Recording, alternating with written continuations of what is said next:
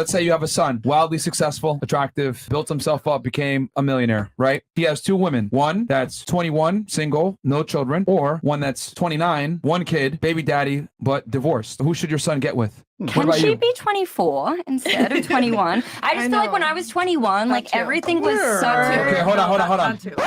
We don't care how you feel. What is a better rational decision for your son to make? 21. Why? Exactly what they said. She is a blank canvas, especially if he's already successful and she's not established herself. There's no baggage holding her back. Then that is a positive influence in her life. They're likely going to do a lot better. Oh, wow. You are capable of rational thought. Fantastic. Got him. We fucking got him. Right where we want. These situations are always funny because they know the answer. They pretend that they don't, but they know the answer for sure. They know what a man should prefer. They know what a man should be going for. But they pretend that they don't know when they want the man to go for them. And it's always interesting to see the pressures that they'll put on men who they are not related to and who they should settle for, compared to the pressures that they'll put on people like their sons or their brothers or anything like that. Because when it comes to their brothers or sons, they somehow always know, don't take the woman out on really expensive dates. Take her out on a simple date, and if she's asking for expensive dates, she probably doesn't like you. Don't always be there for her beck and call. Whenever she calls you, be willing to drop everything just to chase after her. Don't always do that, especially if she's not the type to be available when you call. They know what the red flags are. They know what women do to manipulate men, and they know how to prevent you from doing that. They've been in the game. They've played the game. They are playing the game. And they're completely okay with using these things to try and get the men that they want, but they're not okay with women using these same tactics against their brothers or sons. They know the things that women will do to be able to tell if you're a chum or a respectable guy. They know all of that, but they pretend that they don't know, because at the moment, it's still favoring them. She just said who she'd like her son to settle down with, but as for her, if she's 29 with a kid, she'll be looking at a man and saying, why are you choosing a 21-year-old over me? When she actually knows the true reason. Is it ever okay to cheat in a relationship? What is cheat? Having two girlfriends at the same time or two boyfriends at the same time? It's not legal, right? No, it's legal. It's legal. What? Yeah. Well, I don't know. I thought it's illegal, right? Oh, okay. Illegal. I love that.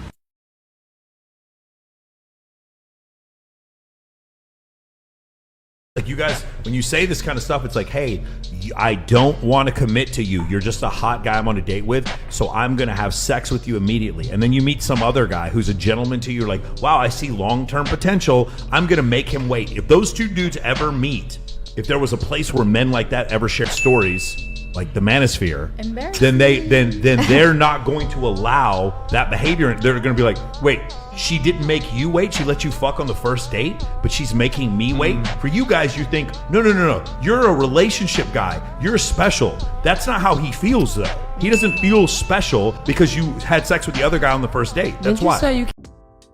It's all about being consistent with your standards, and a lot of these women tend to not be consistent with theirs. Men don't have an issue not having sex on the first date. Men don't have an issue waiting until marriage to have sex. Men don't have an issue spending on dates or buying you gifts and all that. They don't have an issue with any of that. The issue that they do have is looking like an idiot. And that's what he looks like when your standards switch from all the previous men you've been dating to him. When you've had sex on the first date in the previous 5 dates you've gone to, and then when it comes to him, you tell him that he has to wait, he has to work hard to get your attention, to impress you and all that, now he'll have an issue, because now he looks like an idiot.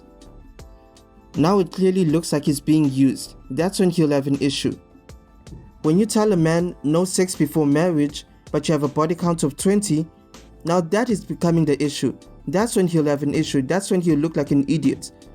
That is the issue that men have, looking like idiots.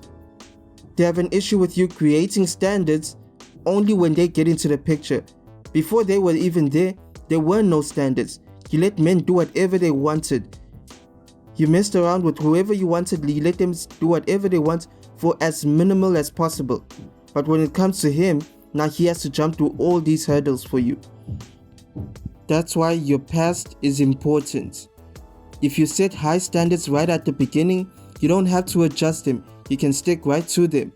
But if you set such low standards at the beginning and continue them for such a long time, then try to change them much later, it will be much more difficult for you to get a man, because a lot of men will look at your past and be like, I'm not doing all of this for something that a man got for free.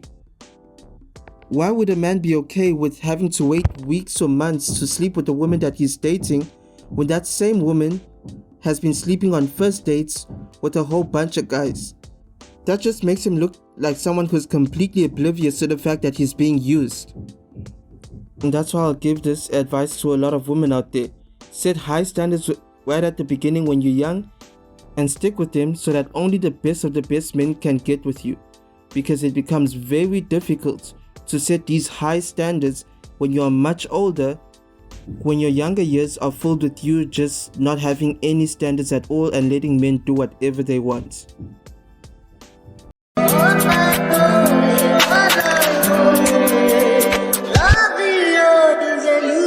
Precious.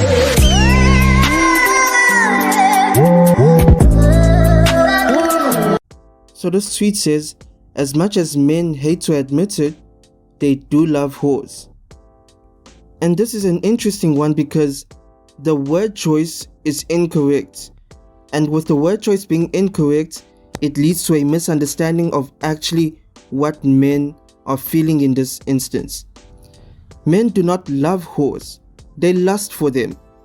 And it seems as if nowadays women are not being able to find the difference between love and lust.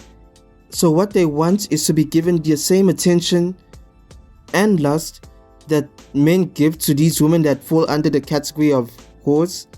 But at the same time, they want these same men to treat them with respect, to be willing to commit to them and be in long-term relationships with them.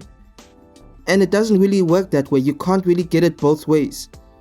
There is a huge difference between who men lust for and who they actually love. Lust is always short-term, love becomes long-term. You need to ask yourself, do you want to be a short-term woman or a long-term woman? Because if you present yourself in a way that will make men lust for you, like these so-called whores, then you need to understand that the number of men willing to be in long-term commitments with you significantly drops. And if you are okay with this, then that is not an issue. The only issue comes when you get older and you start asking, where are all the good men? Where are all the men who want long-term relationships? When you presented yourself in a certain way in your younger years that prevented men from looking at you as a long-term candidate.